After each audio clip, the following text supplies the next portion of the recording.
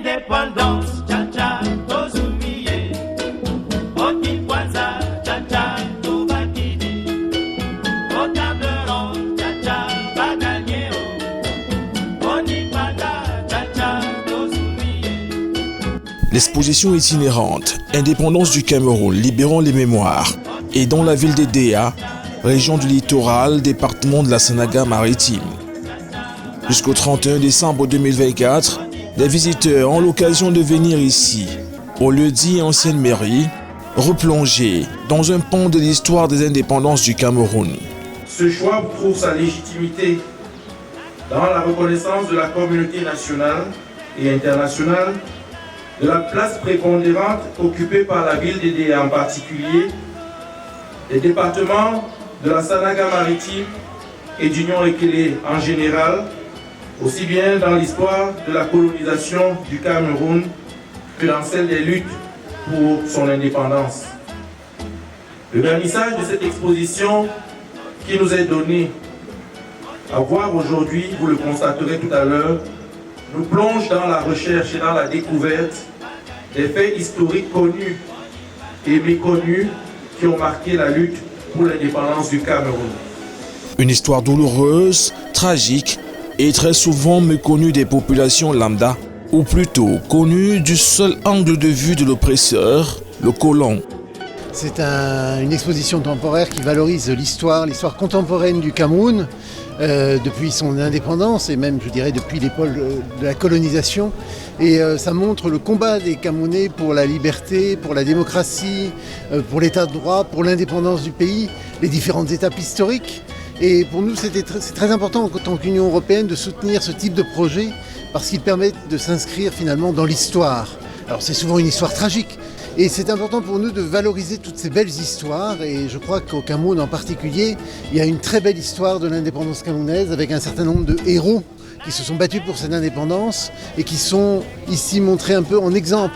Ce sont un petit peu des phares qui illuminent en fait l'avenir. C'est quelque part des modèles aussi de la construction d'un pays. Aucun pays ne peut se construire sans reconnaître son histoire. Parfois, il y a des parts un peu plus sombres. En Europe aussi, on a eu des soucis. Mais c'est très important de regarder cette histoire et avec cela d'avancer, de construire des processus de réconciliation, de construire des processus d'unité et de construire l'avenir ensemble. Et je l'ai dit tout à l'heure, finalement, c'est une invitation, cette exposition, à agir ensemble pour faire face à un certain nombre de grands défis qui sont encore devant nous.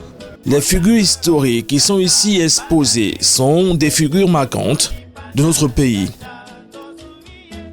Dès l'extérieur du bâtiment qui accueille l'exposition, des portraits géants de John Goufoncha, Théodore Maï-Matip, Salomon Tandemouna, Amadou Ahidjo, le tout premier président de la République du Cameroun, mais aussi quelques nationalistes parmi les plus célèbres, Ernest Wanji, Ruben Nyobe.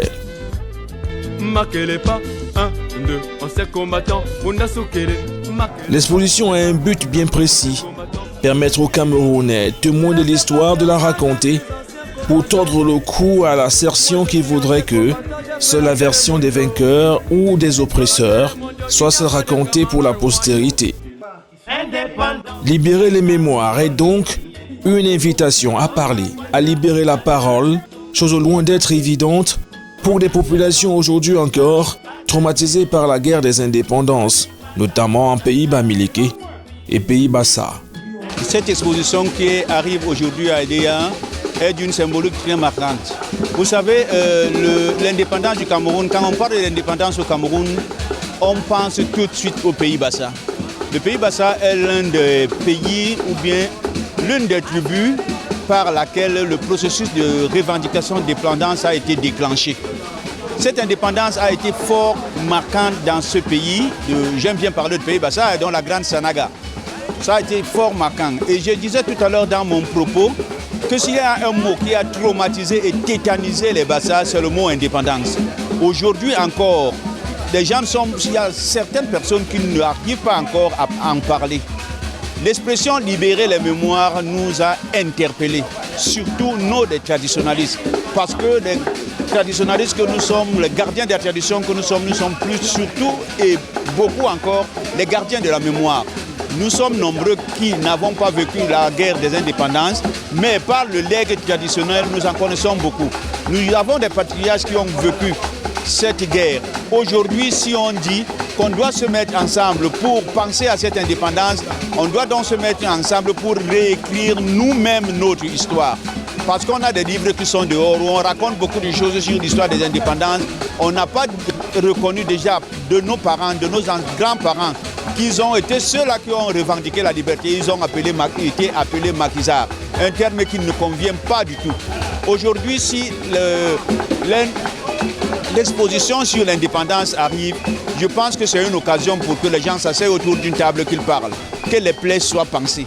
Donc pour nous, c'est quelque chose d'intéressant. Nous, les traditionnalistes, on a pris l'engagement d'accompagner ce processus parce que nous voulons écrire notre histoire. Parce que nous pensons que nos enfants et nos petits-enfants doivent mieux connaître ce qui a été, ce qui s'est passé en Pays Bassa, non pas dans l'esprit d'une vengeance, mais dans l'esprit de se mettre ensemble et de voir quelle direction prendre. Vous voyez, dans la Grande Sanaga, en général, je dis que je préfère parler ainsi. Les divisions sont restées. Les divisions sont restées, les divisions d'hommes sont restées. Il y a les gens qui ont des séquelles encore, des problèmes des indépendances. Il y a des familles qui ont été divisées par ce problème d'indépendance. Aujourd'hui encore, sur le plan politique, ces peuples sont divisés, mais c'est les séquelles des indépendances. Donc nous disons que c'est une occasion pour que les fils de la Grande Sanaga se mettent ensemble, pour qu'ils voient leur avenir et se projettent ensemble pour le devenir de leur peuple. Des engagements fermes donc, que les intellectuels camerounais attendront avec impatience. La cérémonie qui consacre l'ouverture officielle de cette exposition donne l'occasion d'en apprendre davantage sur les objectifs de ce projet. L'objectif de cette exposition, pour nous, est de rendre hommage à ces grands héros et héroïnes qui ont sacrifié leur vie pour la liberté et la dignité de leur peuple. C'est d'encourager la réflexion dans ce sens porté et la portée de l'indépendance du Cameroun, ainsi que les défis actuels et futurs auxquels le pays est confronté. Nous avons réalisé cette première aventure qui était d'être à Idéa, dans la Grande Sanaga. Pourquoi? Parce que c'est un territoire qui a été au premier rang de cette histoire, pour obtenir cette indépendance, avec le maire d'Idéa. On s'est entendu depuis 2021, on s'est rencontrés et le maire a tenu son engagement de recevoir cette exposition.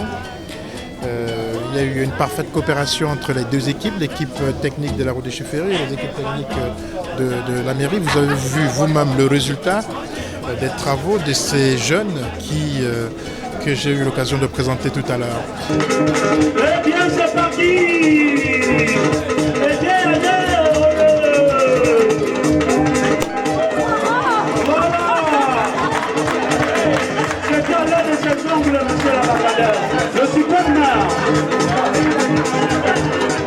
Le parcours préparé par les équipes du programme Route des Chaufferies nous plonge directement dans le vif du sujet.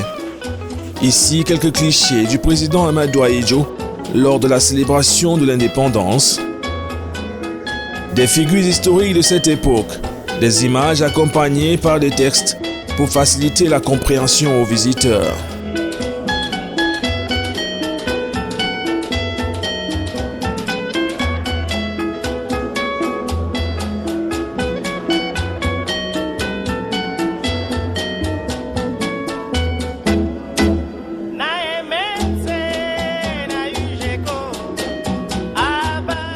Un véhicule du feu président Amadou Ahidjo cristallise toute l'attention.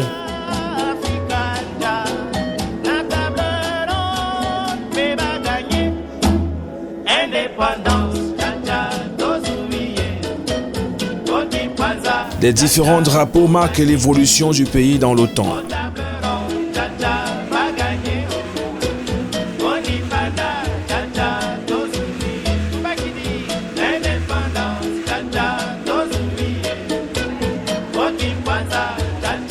Des images illustratives des tortures administrées aux nationalistes que le colon appelait maquisards font froid dans le dos.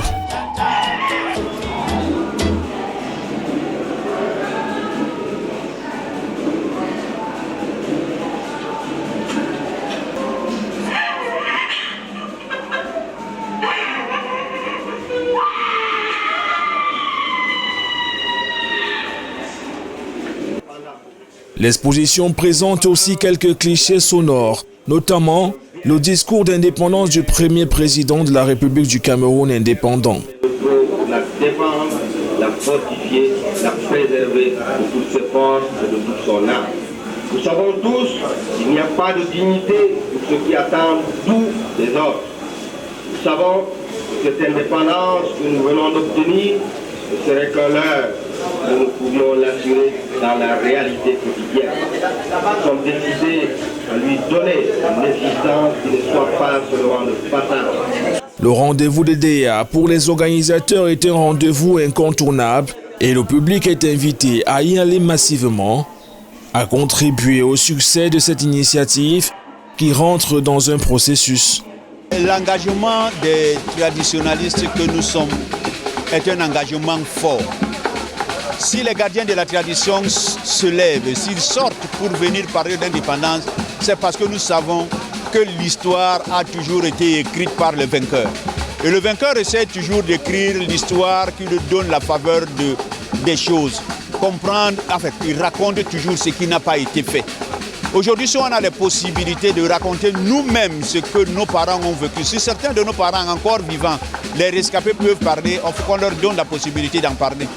Et j'ai dit, je le dis encore, nous gardiens de la tradition, on a dit qu'on va parler de la réalité et de la vérité. En Pays Bassa, nous nous sommes engagés. Les Mbombok que nous sommes, nous avons dit qu'on va réécrire cette histoire. Les scientifiques feront ce qu'ils ont à faire, mais nous on va raconter ce qui s'est passé. Et le plus intéressant, c'est que l'engagement que nous prenons, c'est que ceux qui sont allés dans l'au-delà, on va leur faire venir pour qu'ils viennent nous dire ce qui s'est passé, pour que ce que nous raconterons aux enfants ne soit pas quelque chose de tronqué. Les scientifiques vont dire ce qu'ils auront à dire, mais nous, notre engagement est ferme, il est formel. Au-delà de l'exposition itinérante et donc éphémère, l'idée est de construire, dans ces zones où s'est écrit une part importante de l'histoire du Cameroun, des lieux de mémoire, des musées, pour permettre au monde entier d'avoir la vérité des opprimés, mais aussi et surtout aux générations futures de connaître cette vérité. Dans ce territoire, on a un très grand projet qui a deux grandes composantes. La première composante qui est importante, c'est de réaliser ce grand projet du musée des indépendances africaines. Nous sommes en négociation avec la commune de Deya pour voir si elle peut accueillir ce grand projet. Mais il y a aussi la deuxième composante qui couvre tout le territoire en travaillant sur des lieux de mémoire. Comment on peut revaloriser un lieu de mémoire à travers des artistes, à travers des jardins mémoriels, à travers des jardins paysagers. C'est un travail qu'on doit mener avec les autres acteurs du territoire, à savoir les communes, les autorités traditionnelles, les patriarches, les Mbombok, les PP.